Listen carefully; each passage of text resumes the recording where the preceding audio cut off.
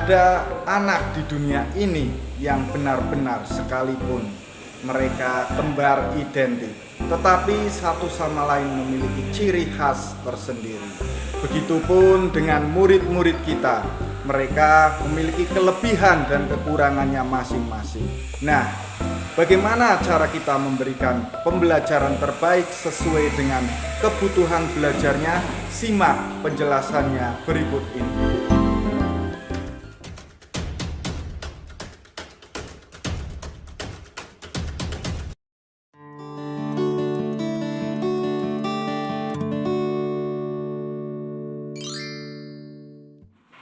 Assalamualaikum warahmatullahi wabarakatuh. Salam dan bahagia.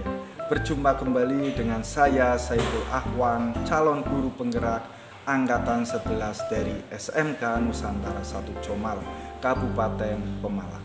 Sebelumnya saya tidak mementingkan arti keberagaman pada murid, sehingga semua anak diperlakukan sama, tidak peduli apa kesukaannya, bagaimana gaya belajarnya, atau apa yang membuat anak merasa nyaman di kelas. Namun setelah saya mempelajari teori pembelajaran berdiferensiasi, saya mulai memahami dan mencoba memberikan pembelajaran sesuai dengan kebutuhan belajar murid melalui pembelajaran berdiferensiasi. Kita berupaya untuk memberikan pendidikan terbaik bagi anak agar mereka dapat belajar sesuai dengan minat dan kebutuhannya. Sebelum melakukan kegiatan pembelajaran, saya berikan asesmen diagnostik untuk mengetahui gaya belajar murid menggunakan lembar observasi yang telah saya siapkan sebelumnya.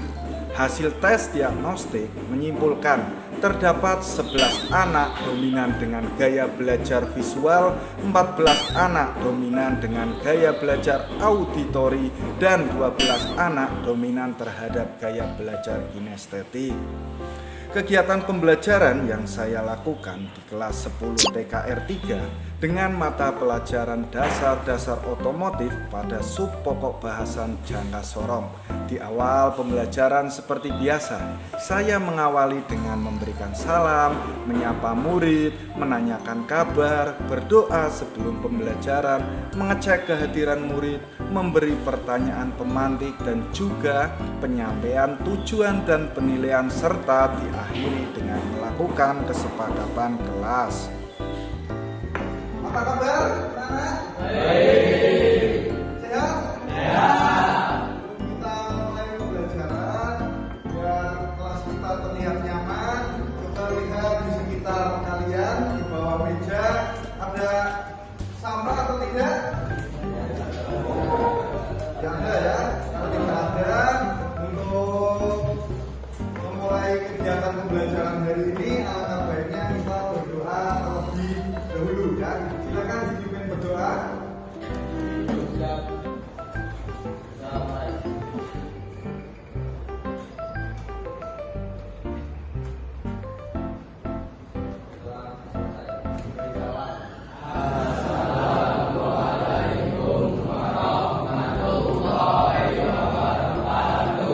Waalaikumsalam warahmatullahi wabarakatuh. Sebelum kita mulai pembelajaran, adakah yang tidak berangkat hari ini? Ya, siapa mas? Bias. Bias kenapa? Ya, itu saja yang izin mas Bias? Ya, mas Bias saja yang izin. Nah, pertanyaan selanjutnya adalah bagaimana cara kita mengetahui dimensi dari mol atau baut? Bagaimana caranya? Dengan diukur. Nah, alat apakah yang digunakan untuk mengukur baut atau mol ini? Sorong, ya, jangka sorong atau Mr. Becher. Kalau bahasa tekniknya ada vernier kaliper. Terus selanjutnya, mengapa perlu dilakukan pengukuran? Biar apa? Dimensi atau ukurannya ya. Ketika kita nanti membeli atau menggunakan biar sesuai dengan yang kita harapkan atau yang kita inginkan. Selanjutnya, apakah mengukur itu?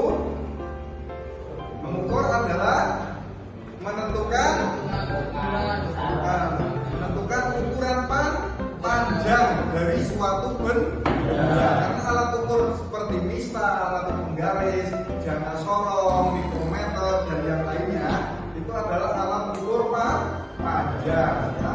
Itu. Nah, selanjutnya rangkaian pembelajarannya adalah pada akhir fase E peserta didik mampu memahami teknik dasar bidang otomotif melalui pengenalan dan praktek singkat penggunaan alat ukur. Cakupan materinya nanti ada fungsi dari jangka sorong, yang kedua tingkat ketelitian jangka sorong, yang ketiga cara membaca jangka sorong, dan yang keempat prosedur penggunaan jangka sorong.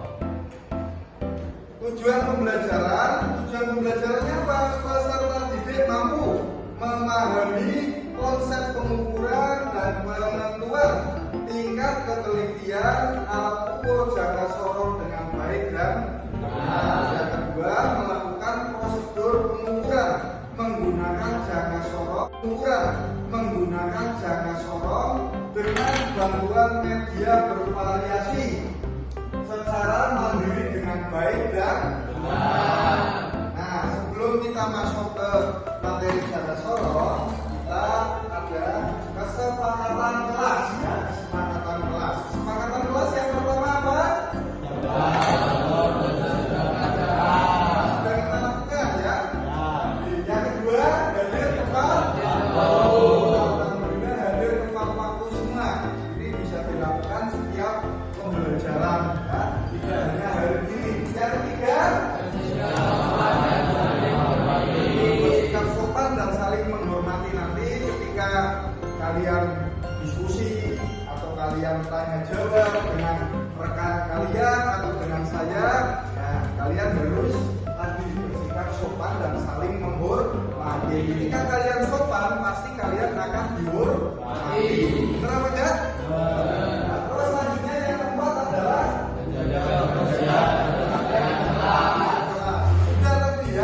sudah kita lakukan untuk kebersihan dan kerapian kelasnya.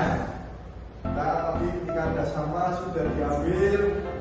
Terus yang selanjutnya adalah menyelesaikan tugas tepat waktu. Ketika Bapak Ibu guru memberikan tugas, kita selesaikan secara tepat waktu sesuai dengan buber ya.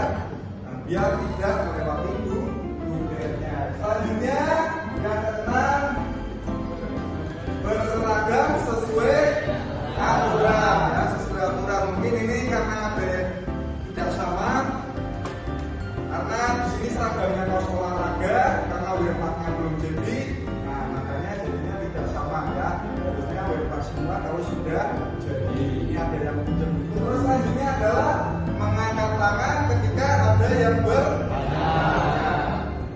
Itu kesepakatan kelas kita hari ini. Bisa disepakati? Sesuai dengan profil belajar murid, yaitu gaya belajar murid dibagi menjadi 6 kelompok, yaitu 2 kelompok dengan gaya belajar visual, 2 kelompok dengan gaya belajar auditori, dan 2 kelompok dengan gaya belajar kinestetik. Masing-masing diperlakukan berbeda untuk mempelajari materi tentang jangka sorong. Jangka sorong itu apa? Membandingkan suatu benda kan? Berarti antara alat ukur dan benda kita bandingkan untuk mengetahui panjang benda tersebut atau dimensi benda tersebut. Nah, untuk jangka sorong itu ada beberapa tingkat ketelitian. Ada yang ketelitiannya 0,1, ada yang ketelitiannya 0,05, ada yang ketelitiannya 0,02. Ini yang pertama, kelompok pertama adalah kelompok auditori pertama, kelompok auditori kedua, kelompok visual pertama, kelompok visual kedua, dan kelompok kinestetik pertama, kinestetik kedua. Nah, silakan untuk kelompok auditori dan visual, kalian lihat link yang sudah Bapak bagikan di grup WA ya. Nah, terkait materi silakan itu dikerjakan. Untuk kelompok kinestetik, silakan nanti kalian praktek langsung menggunakan jangka sorong untuk mengukur benda Saung.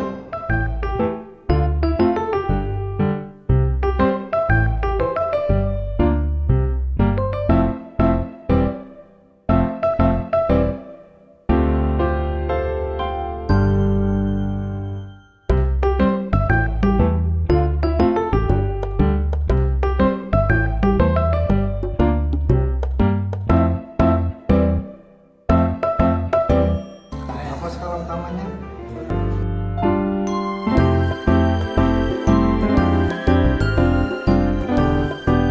Kalau 0 ya 0, kalau lurus naik ini tertinggi kan ada 1, ini 5, ini 10, ini 5, 10 tambah 5 berapa?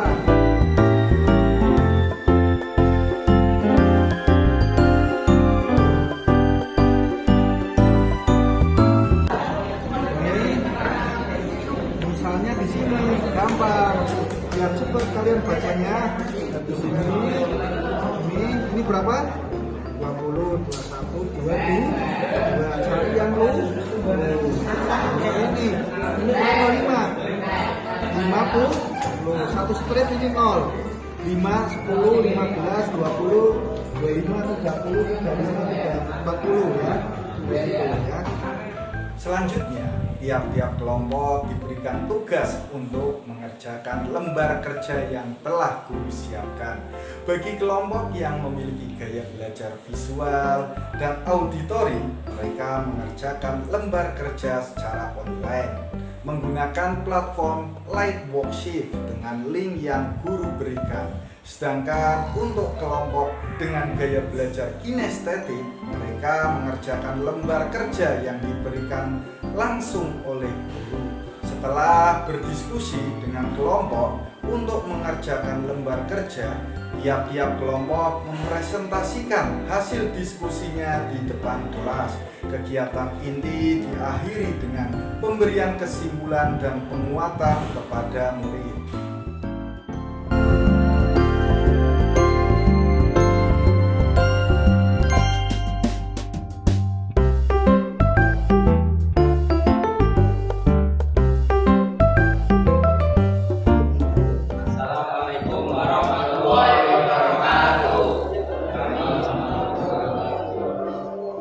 Kami dari kelompok 6 akan mempresentasikan tugas tentang jangka sorong.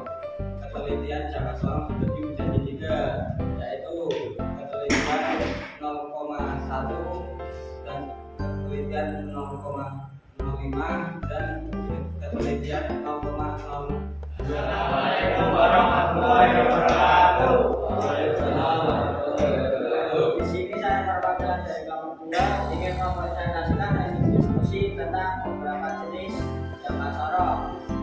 Jangka sorong dibagi menjadi 3 jenis, yaitu jangka sorong manual, jangka sorong analog, dan jangka sorong digital. Assalamualaikum warahmatullahi wabarakatuh. Akan mempresentasikan hasil diskusi kami tentang fungsi jangka sorong. Fungsi jangka sorong mengetahui pada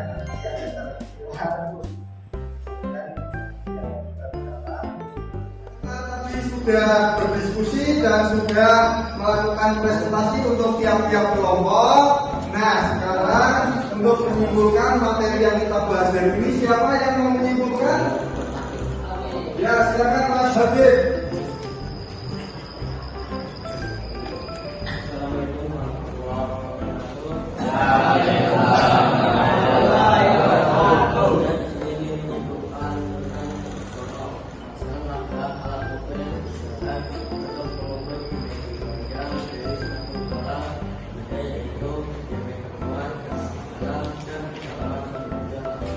Terima kasih Mas Habib atas kesimpulannya.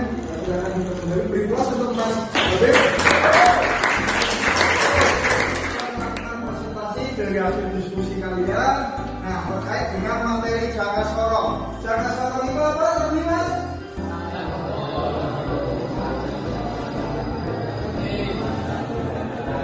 Ya, alat ukur yang digunakan untuk mengukur diameter luar, diameter dalam, dan kedalaman suatu benda. Yang kedua, jenis-jenis jangka sorong ada apa saja?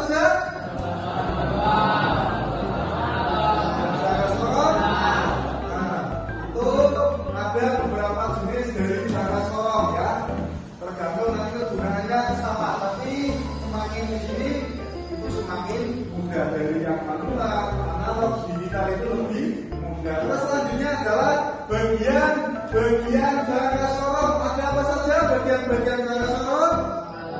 Nah, ya,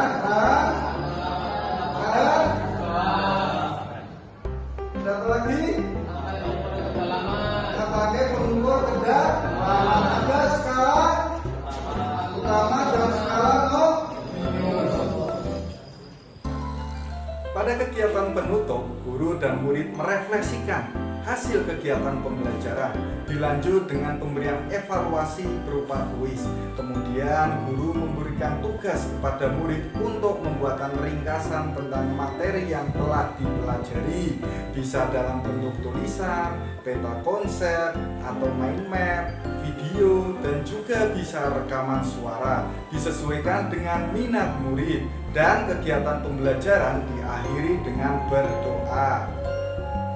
Sudah belajar jangka sorot ya, sudah paham semua ya? Untuk memahami tugas, nah silakan nanti kalian membuat rangkuman dari apa yang kalian pelajari.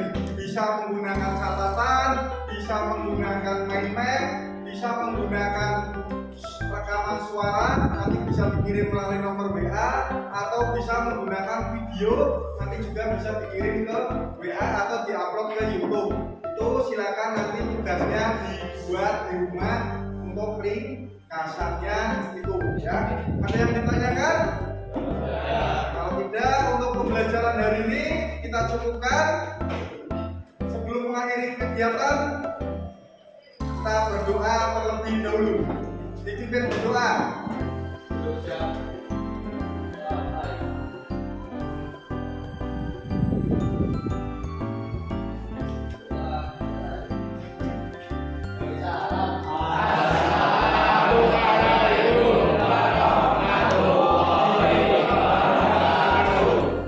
Assalamualaikum warahmatullahi wabarakatuh.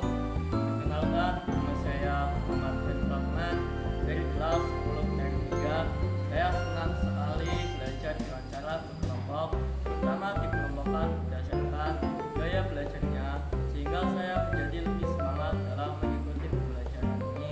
Sekian dari saya, terima kasih. Wassalamualaikum warahmatullahi wabarakatuh.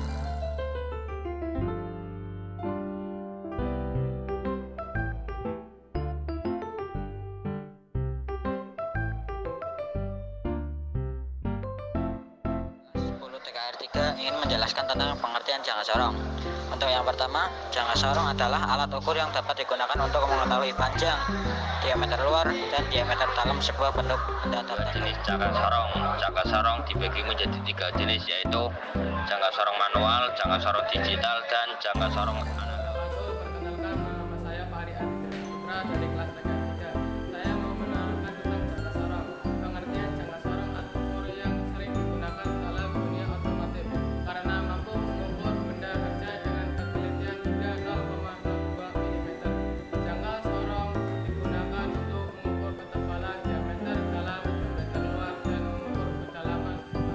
Baiklah, demikian aksi nyata praktik baik pembelajaran berdiferensiasi yang saya lakukan. Semoga dengan pembelajaran berdiferensiasi dapat membuat murid belajar lebih menyenangkan sesuai dengan kebutuhan belajarnya. Terima kasih, salam dan bahagia. Wassalamualaikum warahmatullahi wabarakatuh.